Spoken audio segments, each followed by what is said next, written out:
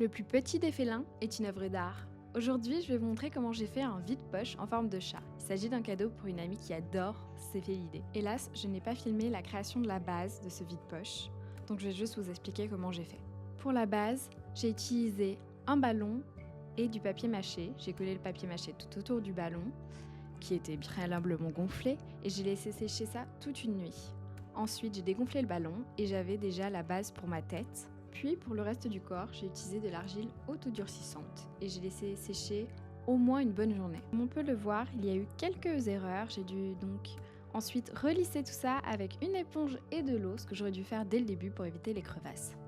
Par la suite, j'ai utilisé du papier journal et du vernicole que j'ai laissé sécher toute une nuit, ce qui va faciliter la partie peinture et consolider le tout. Au commencement de la peinture, il y avait le primeur blanc de chez Action, qui n'a pas été très concluant, donc j'ai dû ajouter de l'acrylique. Puis de l'acrylique rouge pour l'intérieur. Et un des meilleurs moments à commencer, j'ai donc dû dessiner le petit nez, les oreilles, les yeux, la démarcation puisque donc je voulais faire noir et blanc.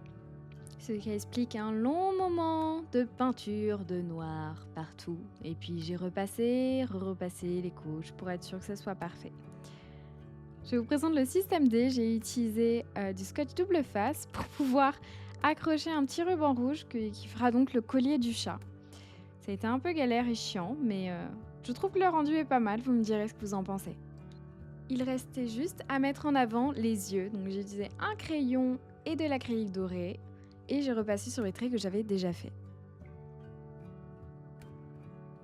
Comme pour moi, offrir, ça fait également partie de la création. Je voulais vous montrer quand je l'ai offert à mon amie. Elle a un peu galéré à ouvrir le papier parce que je suis pas très douée pour faire des nœuds.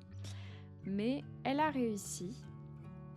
Elle a ainsi découvert son nouveau vide-poche en forme de chat qui a été validé et qui est maintenant sur son étagère dans sa chambre. J'espère que ce petit moment vous a plu. Vous pouvez également retrouver la version longue sans commentaire sur la chaîne.